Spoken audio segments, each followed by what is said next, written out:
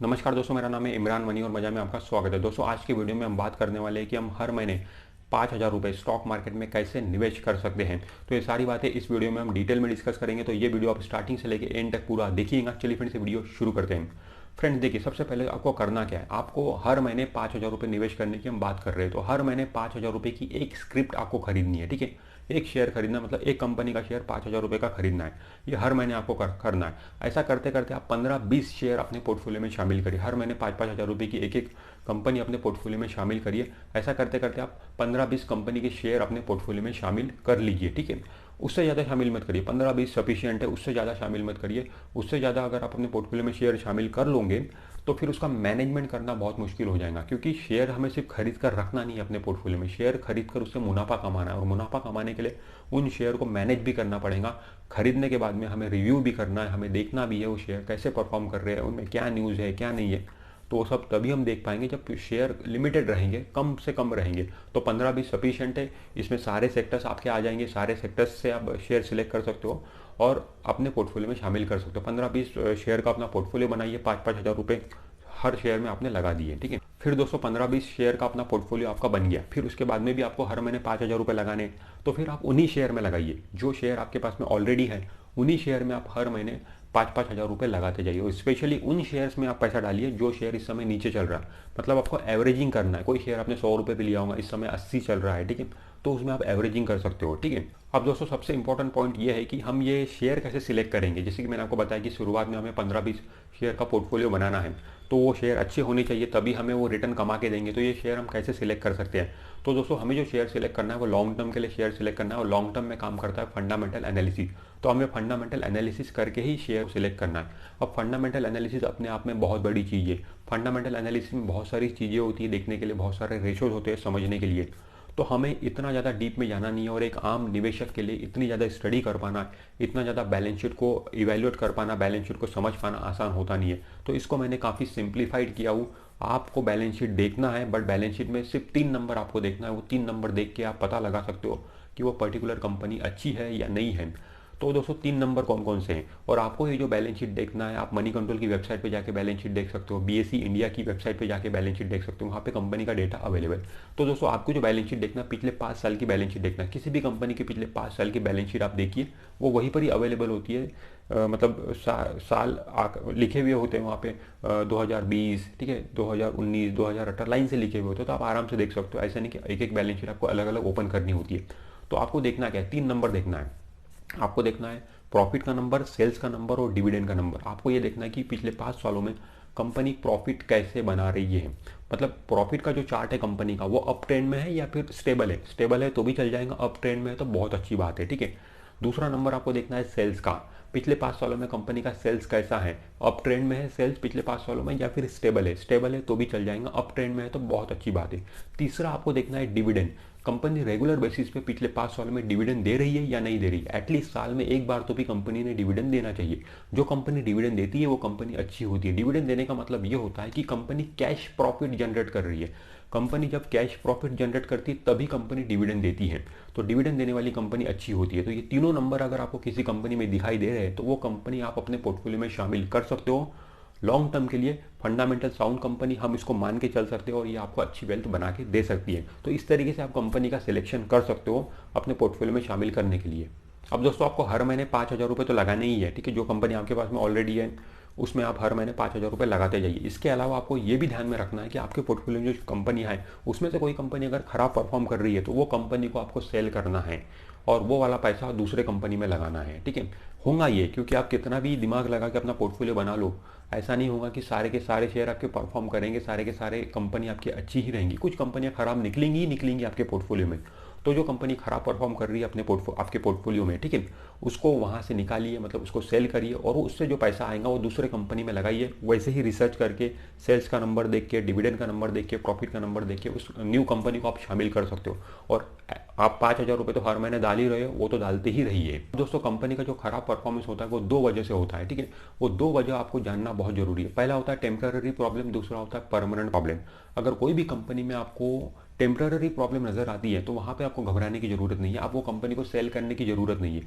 अगर बट कोई कंपनी में आपको परमानेंट प्रॉब्लम नज़र आती है तो वहाँ से आपको सेल करके बाहर निकल जाना चाहिए तुरंत बेसिस पे और न्यू कंपनी को अपने पोर्टफोलियो में शामिल करना चाहिए। अब ये टेम्पररी प्रॉब्लम क्या होती है और परमानेंट प्रॉब्लम क्या होती है इसको समझते हैं। टेम्पररी प्रॉब्लम का मतलब होता है कि जैसे कि कोई कंपनी का क्वार्टरली रिजल्ट खराब आ गया तो ये टेम्पररी प्रॉब्लम है। बड़ी बड़ी कंपनियों का क्वार्टरली रिजल्ट खराब आता है। अब एक साल में 4 बार क्वार्टरली रिजल्ट आते हैं, 1-2 क्वार्टर के रिजल्ट खराब आ सकते हैं, इसमें कोई भी बड़ी बात नहीं है। तो अगर ऐसा होता है तो आपको डरना नहीं है, कंपनी को बेच के बाहर निकलना नहीं है, आप बने रह सकते हो, ठीक है। उसके बाद में कोई कंपनी के गोडाउन में आग लग गई, ये भी कोई परमानेंट प्रॉब्लम नहीं है, टेम्पररी प्रॉब्लम है। क्योंकि दोस्तों स्टॉक मार्केट में जितनी भी कंपनियां सब बड़ी बड़ी कंपनियां ये उतना फायर इंश्योरेंस वगैरह सब निकाल के रखते हैं। तो आग भी लग गई तो कोई घबराने वाली बात नहीं, सारी चीज़ें रिकवर हो जाएंगी इंश्योरेंस कंपनी से। ठीक है, थोड़े समय के लिए पैनिक आ सकता है, थोड़े समय के लिए शेयर का भाव नीचे गिर सकता है, बट आपने तो लॉन्ग टर्म के लिए शेयर लिया तो आपको घबराने की जरूरत नहीं है। इसके अलावा और एक प्रॉब्लम है मालिक की डेथ, मतलब जो भी कंपनी है उनके जो ओनर हैं उनकी कभी ना कभी तो डेथ होने ही वाली है। उनकी डेथ होती है तो ऐसा नहीं कि आपको कंपनी बेच बाच के बाहर निकल जाना है, ऐसा नहीं करना है दोस्तों। वो जो लोग कंपनी चला रहे हैं, बड़े लेवल पे कंपनी चला रहे हैं, उन्होंने सारी चीज़ें मैनेज करके रखी हुई है। उन्होंने ये भी मैनेज करके रखा हुआ है कि हमारे बाद मतलब उनके बाद ओनर के बाद ये कंपनी कैसे रन करेंगी। तो होता है दोस्तों, जैसे कि अभी रिलायंस इंडस्ट्री, जब धीरू भाई अंबानी जी की डेथ हुई थी तो रिलायंस का शेयर धड़ाम से नीचे गिरा था, ठीक है। बट देखिए वापस हुआ क्या, मुकेश अंबानी जी ने कंपनी को संभाल लिया, ठीक है। अब अच्छी खासी परफॉर्म कर रही है रिलायंस इंडस्ट्री।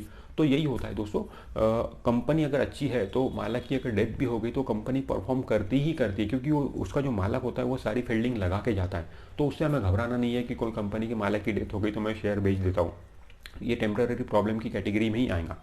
अब इसके अलावा दोस्तों परमानेंट प्रॉब्लम पे आपको नज़र रखना है। अगर कोई कंपनी में परमानेंट प्रॉब्लम है तो तुरंत आपको वो कंपनी बेच के बाहर निकलना है। परमानेंट प्रॉब्लम का मतलब क्या होता है? परमानेंट प्रॉब्लम का मतलब कोई कंपनी में घोटाला हो गया, स्कैम हो गया, ठीक है, उसके बाद में फ्रॉड हो गया, ठीक है, बुक्स ऑफ अकाउंट में मैनिपुलेशन हो गया, मतलब इन्वेस्टर के साथ में चीटिंग वाले मामले। मतलब अगर कंपनी इन्वेस्टर के साथ में चीटिंग कर रही है, ये नज़र आ रहा है आपको कोई भी कंपनी में, तो तुरंत आपको कंपनी से बाहर निकल जाना चाहिए। क्योंकि दोस्तों इन्वेस्टर के साथ में चीटिंग बर्दाश्त नहीं की जा सकती है, ठीक है। वो कंपनी तुरंत बेच के आपको बाहर निकल जाना चाहिए। बाकी टेम्पररी प्रॉब्लम अगर कंपनी में है तो वो तो चलते रहता है, कोई कोर्ट केसेस हो गया कंपनी पे, होता है, चलते रहता है, ठीक है। लिटिगेशन हर कंपनी के ऊपर चलते रहता है, तो उसमें कोई बड़ी बात नहीं है। बट अगर इन्वेस्टर के साथ में चीटिंग वाले मामले हैं तो वहां से आपको बाहर निकलना ही निकलना है। दोस्तों शेयर का खराब परफॉर्मेंस करने का मतलब ये नहीं होता कि मान लो आपने कोई शेयर 100 रुपये पे लिया, अब उसका भाव 80 रुपये चल रहा है, इसका मतलब वो कंपनी खराब परफॉर्म कर रही है, नहीं। आपको रीज़न फाइंड आउट करना पड़ेगा, 100 रुपये का भाव 80 रुपये क्यों आया, ठीक है। आप उसका रीज़न फाइंड आउट करिए और रीज़न फाइंड आउट करिए और आपको ये पता चलता है कि इस कंपनी में परमानेंट प्रॉब्लम की वजह से ये शेयर का भाव 100 का 80 हुआ है, तो फिर तुरंत बेच के बाहर निकल जाइए। अगर आपको ये पता चला कि टेम्पररी प्रॉब्लम की वजह से ये शेयर का भाव 100 का 80 हुआ है, मतलब रिजल्ट खराब आया था इसलिए 80 हो गया, ठीक है, तो फिर आप बने रह सकते हो। ये चीज़ चलती है, टेम्पररी प्रॉब्लम कंपनी में आती रहती है। परमानेंट प्रॉब्लम है तो तुरंत बेच के बाहर निकलना है। और दोस्तों इस टाइप के इन्वेस्टमेंट में डिसिप्लिन रखना बहुत जरूरी है। जैसे कि हम हर महीने 5,000 रुपये स्टॉक मार्केट में लगा रहे हैं, अब यह इंडिपेंडेंटली हम खुद लगा रहे हैं, हमें कोई बोलने वाला नहीं है कि 5,000 रुपये हर महीने स्टॉक मार्केट में डालो, ठीक है, हम अपने मर्जी से डालेंगे, ठीक है। तो ऐसे में डिसिप्लिन रखना बहुत जरूरी है। कई बार हम डालना बंद भी कर सकते हैं क्योंकि हमें कोई बोल नहीं रहा है, ठीक है। जब तक हमें कोई बोलता नहीं, प्रेशराइज करता नहीं, तो हम काम करते नहीं है। तो ऐसा नहीं है, आपको हर महीने 5,000 रुपये डालना ही डालना है, ठीक है। और कई बार आप ये भी सोचोगे कि मार्केट इस समय काफ़ी ऊपर है, टॉप पे है, तो अभी रुक जाता हूँ, अभी नहीं डालता हूँ, बाद में डालूंगा, तो ऐसा नहीं करना है दोस्तों। देखिए मार्केट का टॉप और बॉटम हमें नहीं पता, ठीक है, हम अंदाजा ही नहीं लगा सकते मार्केट कौन सा टॉप बनाएगा और कौन सा बॉटम बनाएगा। इसीलिए हमारा काम सिंपल है, हर महीने पैसा थोड़ा थोड़ा निवेश करते रहें और अपना पोर्टफोलियो को बढ़ाते रहें, ठीक है। मार्केट को टाइम करने की कोशिश हमें नहीं करनी चाहिए। दोस्तों मार्केट ऊपर जाए या नीचे जाए हमें उससे कोई मतलब नहीं, हमें हर महीने अपना पैसा निवेश करना है, मतलब करना है। इसी सोच से आप स्टॉक मार्केट में पैसा निवेश करिए और अपनी वेल्थ बनाइए। और जो भी पैसा आप स्टॉक मार्केट में निवेश कर रहे हो, लॉन्ग टर्म के लिए निवेश करिए, लंबे समय के लिए पैसा निवेश करिए। जब तक आपको वो पैसे की ज़रूरत नहीं है तब तक आपको वो पैसे को इन्वेस्टेड रखिए। प्रॉफिट बुक मत करिए, प्रॉफिट हमेशा अच्छे अच्छे शेयर में होता है। लॉस बुक करिए, लॉस हमेशा खराब शेयर में होता है, ठीक है। तो प्रॉफिट बुक करने की ज़्यादा जल्दी मत करिए। प्रॉफिट बुक करके पैसे की अगर आपको ज़रूरत है तो बुक कर सकते हो, अगर पैसे की ज़रूरत नहीं है तो प्रॉफिट बुक करने की ज़रूरत नहीं है। वो शेयर को वैसा ही बने रहने दीजिए, वो शेयर आगे जाके और मल्टीप्लाई होगा। और दोस्तों हमें अपने इन्वेस्टमेंट को हर साल बढ़ाना भी चाहिए। जैसे कि हर साल हमारी इनकम बढ़ती है, ठीक है। अगर आप जॉब करते होंगे तो आपका इंक्रीमेंट होता है, बिजनेस करते होंगे तो वहाँ पर भी कहीं ना कहीं हमारी इनकम हर साल बढ़ती ही है। जब इनकम हमारी हर साल बढ़ रही है तो हमें सिर्फ खर्चे अपने बढ़ाना नहीं चाहिए, उसके साथ साथ अपने इन्वेस्टमेंट को भी हर साल बढ़ाना चाहिए। तो थोड़ा थोड़ा इन्वेस्टमेंट हम हर साल अपने इन्वेस्टमेंट को बढ़ा सकते हैं और उस तरीके से पैसा निवेश कर सकते हैं और अपनी वेल्थ बना सकते हैं। तो दोस्तों आज के वीडियो में हमने समझने की कोशिश की कि किस तरीके से हम 5,000 रुपये हर महीने स्टॉक मार्केट में निवेश कर सकते हैं और अपनी अच्छी खासी वेल्थ बना सकते हैं। ठीक है, ये 5,000 रुपये अगर आप ज़्यादा कर सकते हो तो ज़्यादा करिए, ज़्यादा आपकी वेल्थ बनेगी। तो फ्रेंड इस वीडियो में इतना ही। अगर ये वीडियो आपको अच्छा लगा है तो वीडियो को लाइक जरूर कर दीजिए और आपने अभी तक हमारे चैनल को सब्सक्राइब नहीं किया है तो हमारे चैनल को सब्सक्राइब करके बेल आइकॉन जरूर प्रेस कर दीजिए। मैं मिलता हूँ आपसे नेक्स्ट वीडियो में, तब तक के लिए बाय बाय।